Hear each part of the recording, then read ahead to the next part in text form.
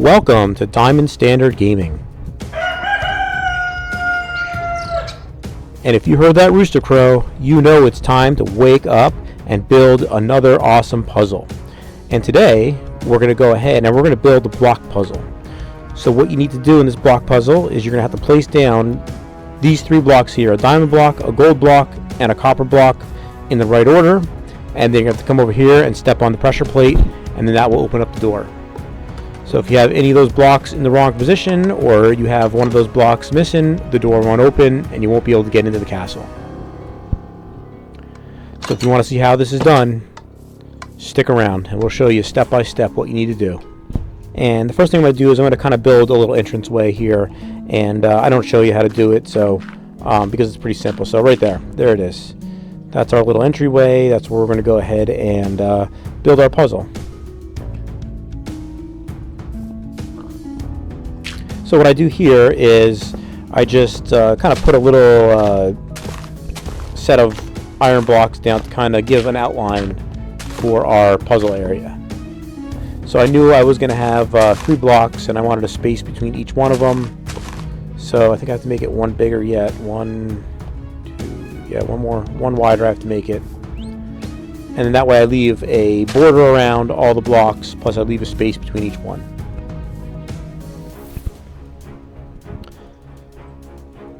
Now this puzzle is really not meant to be super difficult, so what I do is I put a diamond block, a gold block, and a copper block down, and what you have to do to solve the puzzle is really just put one of each type of those blocks right on top of the existing block that's already there. And then you got to run over and you got to push the pressure plate. That will put it in a little bit, and then that will open the door when we get the puzzle all set up. So what I do is I put a sign here, and I basically just say match the 3 blocks to open the door, just to give the player a little clue of what to do. And this is really meant more to be a challenge in getting the blocks, because to collect enough diamonds to build a diamond block is not an easy step, or even collecting enough gold to make a gold block is not an easy step. So it's more of the adventuring to get the blocks than solving the puzzle in itself. Alright, then the first thing we have to do is get a command block, which is with this command right here. Alright, and then what I'm going to do is I'm going to dig a little hole here, kind of right to the right hand side, or right in front of our platform where we're placing our blocks. What I do is I dig a little pit right here, and this is where we're going to put our command blocks.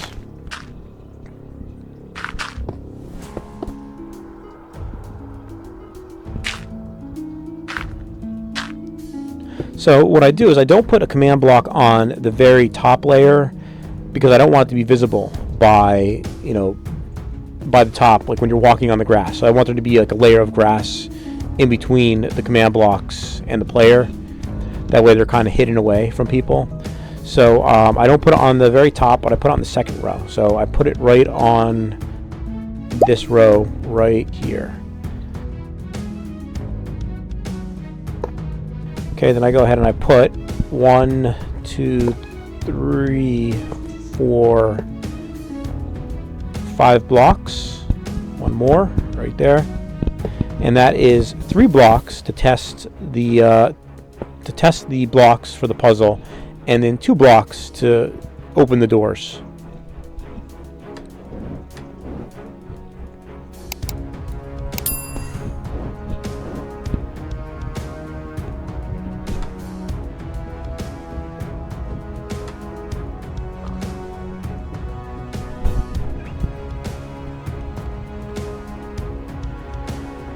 Alright, so what I do here is I am just jotting down the dimensions of the diamond, gold, and copper block, and I'm just writing them down in a notepad I have handy. That way when I go ahead and write the command in the command block, I'll have those dimensions handy and easy to input.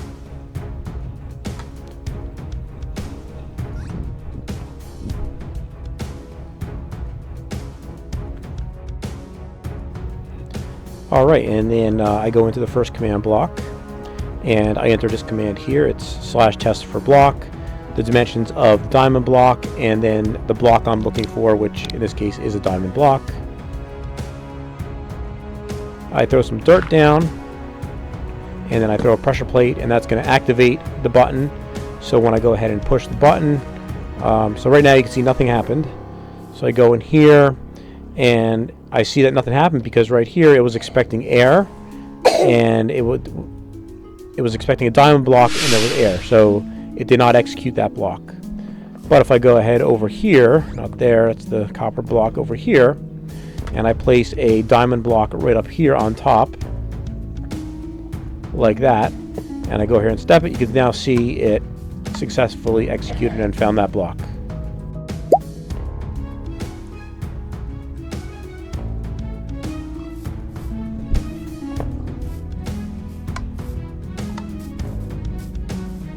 And then if I go back down here again, after removing the block, you can see this time again, it did not find the block, it found air. So that block is now working out fine, so I know that that's the command I have to pretty much use for the next two blocks, the next two command blocks.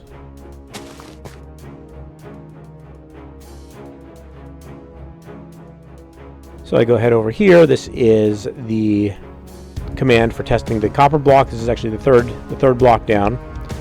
And then this right here is the command for testing the gold block. So what changes is the dimensions and the type of block that I am looking for. So now that I have them all in there, I could go ahead and place all the blocks down here. And then when I step on here, okay, so it says it successfully found a block, but it only found one. Now in this case, I know what I did wrong, so I have to go into each block and I have to set each block other than the first one to be a chain block, to be conditional, and to be always active. So the chain makes it execute automatically after the previous one did. The conditional makes it execute only if the previous executed successfully. And then the always active means it doesn't need redstone to work.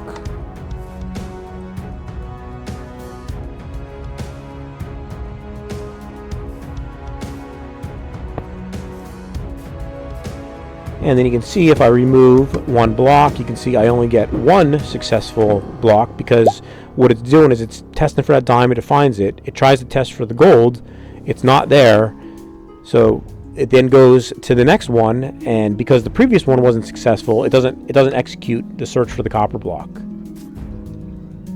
So now I know that I have those block commands set up correctly. What I do is I go over here to my doors and I jot down the dimensions for each of the door, the left door and the right door. The left door is this command right here. So you can see I have open bit to true and I have direction equal to 1. Now that'll depend. If you're doing this and you're facing a different direction, you might need to change your direction bit. Then this is the second door right here. So in this case I have the same thing, open bit true, direction equal to 1. And in this case I have a thing called the door hinge bit, because by default the door was opening to be in the center of the doorway, and I wanted it to open off to the right of the doorway, so I had to set that door hinge bit.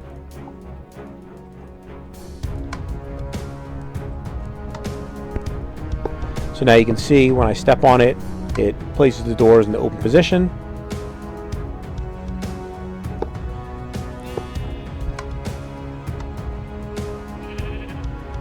I got sheep all over the place here.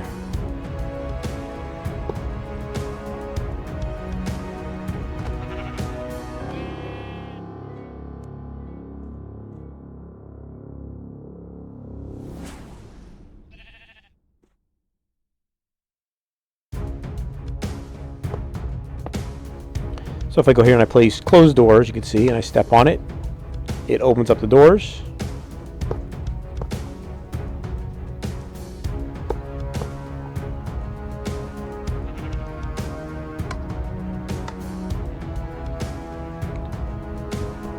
So what I do on the inside is I go ahead and I place pressure plates. That way you can always use the doors from the inside. You can always get out. And then as soon as you get out, the doors will close behind you. And then if you didn't solve the puzzle out here, you won't be able to get back in. So you can see if I go back here, close the doors, and now that I remove that one block, when I step on the pressure plate, it doesn't open the door.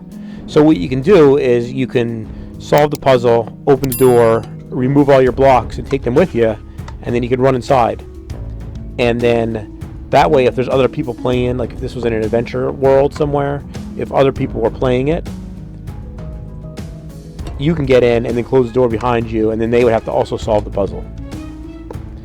And like I said, in this case, the puzzle's not really a hard puzzle to solve. It's really more of collecting the resources. So collecting enough resources to build a block of diamond and a block of gold is going to be pretty challenging, especially early on in the game. Copper is usually pretty easy because it's really abundant. So then I'm just trying to let the sheep out here if he decides to come out.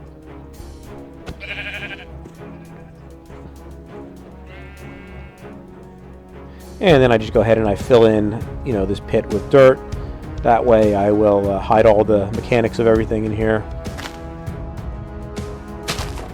And then that's kind of what our finished puzzle area looks like. So you can see the door's closed there, and I can step on the pressure plate, or if I remove a block, it won't work anymore. Please let me know. Let me know what you think of this puzzle. If there's any other kind of puzzle you would like to do. What's neat about this too is because this is extendable, so you could make this 4 blocks long or 5 or 6 blocks long, or again you could make it a cube, like a 9 by 9. You have to place the blocks down in a certain order, or you could even make it so that you have to build like a pyramid or something. So you could really do anything with this test for block command. It's pretty neat. Let me know what you think of this, and that's our build for today. So thank you so much for watching, and until next time, have a great day.